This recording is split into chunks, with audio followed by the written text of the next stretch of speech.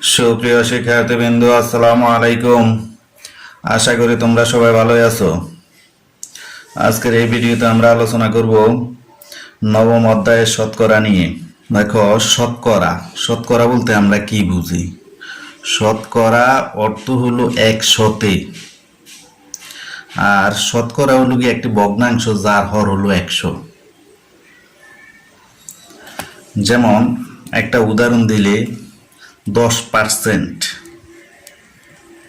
বা শতকরা 10 বা 10%, এই কথার অর্থ হলো 100তে 10, অথবা এটাকে লিখতে পারি আমরা 100/10। তাহলে শতকরা একটি ভগ্নাংশ যার হর হলো 100। এবার একটা ভগ্নাংশকে আমরা শতকরা প্রকাশ করি। যেমন ধরো 5/4 একটি ভগ্নাংশ, একে যদি শতকরা প্রকাশ করা, এটা শতকরায় নয়, এটা একটা ভগ্নাংশ। এই ভগ্নাংশকে আমরা যদি শতকরা প্রকাশ করি তাহলে কি হবে? প্রকাশ করলে হবে 5/4 সমান লেখা যায়, আমাদের শতকরা প্রকাশের নিয়ম হলো হরকে 100 বানাইতে হবে, হর 100 করতে হবে। হর 100 করার জন্য 5-এর সাথে 5/4, 5-এর সাথে কত গুণ দিলে 100 হবে? ভগ্নাংশের উপর রাশি নিচের রাশি আমরা জানি সমান সংখ্যা দ্বারা গুণ করা যায়, ভাগ করা যায়, মান একই থাকে। তাহলে আমরা জানি শতকরা হলো গিয়ে হর 100 বানাইলেই তখন হবে শতকরা। তাহলে 100 বানানোর জন্য 5-এর সাথে 5, 20, 100। তাহলে নিচে যেহেতু 20 দ্বারা গুণ করছি, উপরেও গুণ হবে 20 দ্বারা, সমান সমান 100/20 80। এটা হলো 100/80, বা এটাকে লিখতে পারি আমরা 80%। 80% যেই কথা, 5/4 ভাগ একই কথা। ঠিক একইভাবে শতকরা করে আবার ভগ্নাংশ রূপান্তর, শতকরাকেও আমরা ভগ্নাংশ রূপান্তর করতে পারি। যেমন ধরো এটা হলো গিয়ে একটা 20%, মানে 100তে 20, এটাকে আমরা ইচ্ছা করলে ভগ্নাংশে রূপান্তর করলে কি হবে? 20% সমান সমান 100/20। তারপর আমরা এই ভগ্নাংশকে আবার কমাইতে পারি। উপরে আছে 20, নিচে আছে 20, 100-এর মধ্যে যায় 5 বার, 5/1। তাহলে 20% যেই কথা, 5/1 ভাগ একই কথা। আর 5/1 যদি আমরা শতকরা প্রকাশ করি তাহলে হবে 20%। আবার 5/4 ভগ্নাংশকে যদি আমরা শতকরা প্রকাশ করি তাহলে হবে 80%।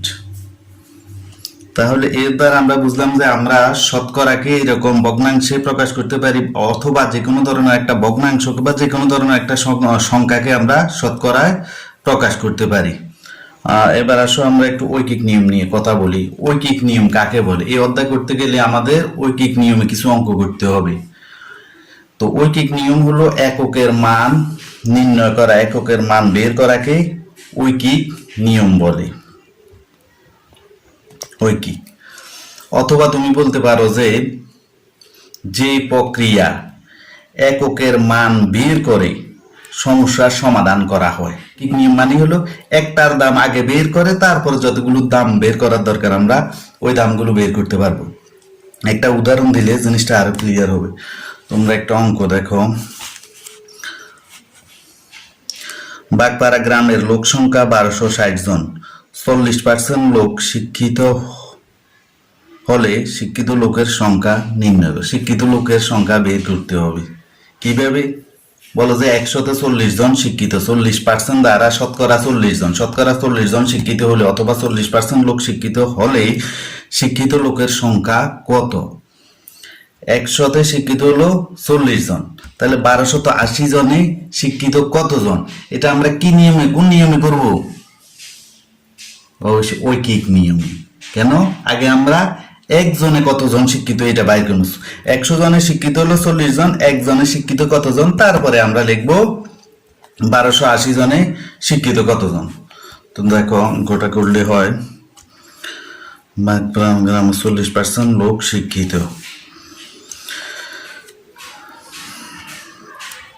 40% লোক শিক্ষিত, অর্থাৎ এই কথাটার অর্থ হলো 100 জনে শিক্ষিত 40 জন। সুতরাং আমরা বাহির করব এখন একজনে কতজন শিক্ষিত। একজন যদি আমরা বাহির করতে পারি তাহলে আমাদের মোট লোক সংখ্যা ছিল কতজন, 1280 জনে কত, ওইটা সহজে আমরা বের করতে পারবো। তাহলে একজনে শিক্ষিত হবে আরো অনেক কম জন, তার মানে 100 ভাগের 40 জন। তারপর আমরা বাইর করব 1280 জনে শিক্ষিত কতজন, 1280 জন শিক্ষিত আরো বেশি, এটার সাথে 1280 গুণ হবে 40 গুণন 1280, নিচে 100 এর 100 এত জন। এখন যা হয় তত জন, নিচে আছে 2টা শূন্য, উপরে আছে, এখান থেকে একটা শূন্য গেলে থাকে 4, এখান থেকে একটা শূন্য গেলে থাকে 10, এখান থেকে একটা শূন্য গেলে থাকে 128।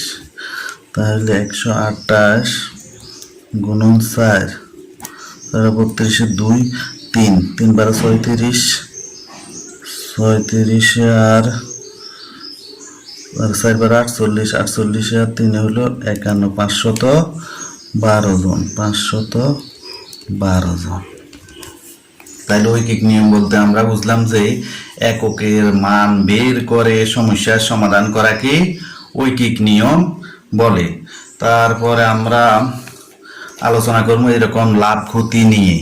লাভ ক্ষতি দ্বারা আমরা কি বুঝি, লাভ ক্ষতি কাকে বলে। তোমরা অবশ্যই, তোমাদের হয়তো ধারণা আছে যে লাভ কাকে বলে, ক্ষতি কাকে বলে, বলতে পারো ক্রয় মূল্য কাকে বলে, বিক্রয় মূল্য কাকে বলে। আগে ক্রয় মূল্য বিক্রয় মূল্য জানতে হবে। ক্রয় মূল্য যেটা দ্বারা আমরা দোকান থেকে কোনো কিছু, যেমন একটা দোকানের মধ্যে অনেকগুলো মাল থাকে, এই মালগুলো সেই কোনো না কোনো জায়গা থেকে ক্রয় করে নিয়ে আসছে, আবার আমাদের কাছে বিক্রয় করে। একটা হলো ওই দোকানের সমস্ত মালগুলোর একটা ক্রয় মূল্য আছে, আর আবার আমাদের কাছে সেই ওই মালগুলোকে একটা দামে বিক্রয় করে।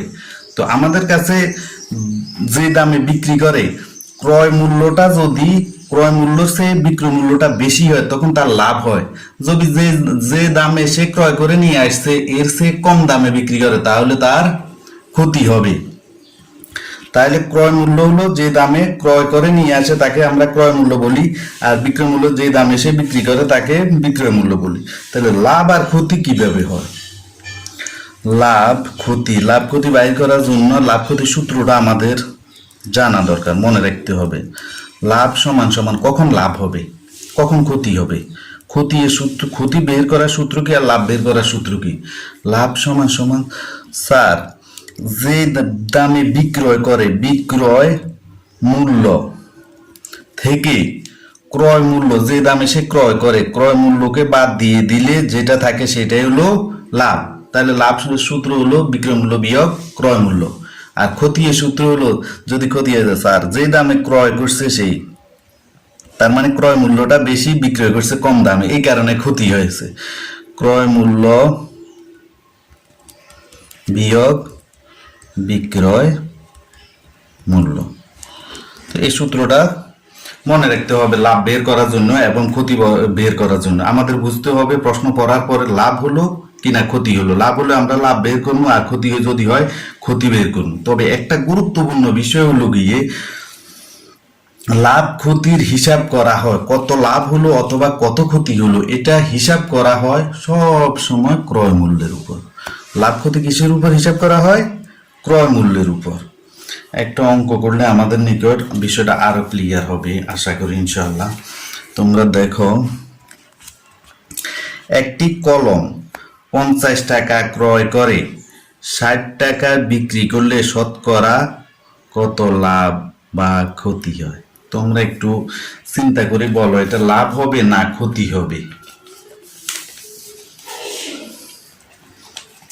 হলো কম 50 টাকা ক্রয় করে 60 টাকা বিক্রি করলে 60 টাকা বিক্রয় করলে লাভ হবে না ক্ষতি হবে? ইয়েস, অবশ্যই লাভ হবে। 50 টাকা ক্রয় করছে, বিক্রয় মূল্য আরো অনেক বেশি দামে বিক্রি করছে। তাহলে আমরা সমস্যার সমাধানটা করতে পারি যে ক্রয় মূল্য বা দেওয়া আছে ক্রয় মূল্য কত টাকা, 50 টাকা দিয়ে ক্রয় করছে 50 টাকা, আর বিক্রয় মূল্য হলো 60 টাকা। শতকরা কত লাভ বা ক্ষতি হলো? 100-তে কত টাকা? তাহলে ক্রয় মূল্য 50 টাকা, বিক্রয় মূল্য 60 টাকা। তাহলে আমরা লাভ হলো না ক্ষতি হলো? অবশ্যই লাভ হলো। বিক্রয় মূল্য বেশি দামে বিক্রি করছে, লাভ সমান সমান বিক্রয় মূল্য বিয়োগ ক্রয় মূল্য। বিক্রয় মূল্য হলো 60 বিয়োগ ক্রয় মূল্য 50 টাকা সমান সমান যত হয় তত এত টাকা। তাহলে আমরা বুঝলাম যে আমরা বললাম যে সব সময় লাভ বা ক্ষতি যাই হোক, এটা সব সময় হয় কিসের উপরে হিসাব করতে হয়? ক্রয় মূল্যের উপর হিসাব করতে হয়। 50 টাকা ক্রয় করে 60 টাকা বিক্রি করলে তার লাভ শতকরা কত লাভ বা ক্ষতি হবে? আমরা দেখলাম যে তার লাভ হয়। লাভ হয় কত? 10 টাকা। 10 টাকা লাভ হয়েছে, কত টাকা 10 টাকা লাভ হয়? সবসময় ক্রয় মূল্যের উপর লাভ ক্ষতি হয়ে থাকে। এখন ক্রয় মূল্য ছিল 50 টাকা, 50 টাকায় লাভ হয় কত টাকা? 10 টাকা। সুতরাং 1 টাকায় লাভ হয়, 1 টাকা লাভ হবে আরো কম, 50 ভাগের 10 টাকা। সুতরাং 100 টাকায় লাভ হবে আর একটু বেশি। তাহলে এটার সাথে 100 গুণ এত টাকা। তাহলে এখান থেকে একটা শূন্য গেলে থাকে 5, এখান থেকে একটা শূন্য গেলে থাকে 10, আর 5 দুগুণে 10, 10 দুগুণে 20 টাকা। তার মানে 100 টাকায় লাভ হয় 20 টাকা। তাহলে আমরা বুঝলাম কি যে ক্রয় মূল্য এবং বিক্রি মূল্য কিভাবে বের করতে হয় এবং কিভাবে লাভ আর ক্ষতি বের করতে হয়। লাভ ক্ষতি হয় সব সময় ক্রয় মূল্যের উপর লাভ ক্ষতির হিসাব করা হয়। তো আশা করি লাভ ক্ষতির হিসাবটাও তোমরা বুঝবে, লাভ ক্ষতি বাইর করার সূত্রটাও তোমরা জানো, আর শতকরাটাও জানো। এবার একটু আলোচনা করি এই নিয়ে।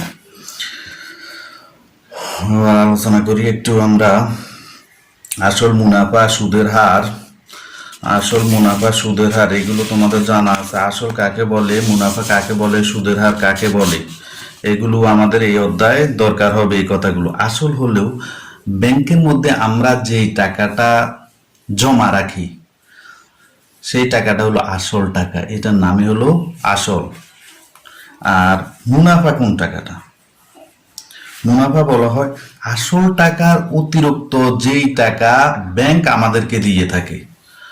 আসল টাকার অতিরিক্ত যে টাকা ব্যাংক দিয়ে থাকে তাকে বলে, সেটা হলো মুনাফা। আর আরেকটা শব্দ হলো মুনাফার হার। মুনাফার হার সবসময় 100 টাকার এক বছরের যে মুনাফা হয় সেটা হলো সেটাকে বলা হয় মুনাফার হার। 100 টাকা এক বছরে যে মুনাফা হয় তা হলো মুনাফার হার। তাহলে আমরা আজকে আলোচনা করলাম কি কি নিয়ে, যে শতকরা কি? শতকরা হলো 100-তে যত হয় তত শতকরার হর সবসময় একটি ভগ্নাংশ, শতকরা একটি ভগ্নাংশ যার হর হলো গিয়ে 100। তারপরে আমরা এরকম শতকরাকে আমরা এরকম ভগ্নাংশ প্রকাশ করতে পারি, আর ভগ্নাংশকেও আমরা এরকম শতকরা প্রকাশ করতে পারি।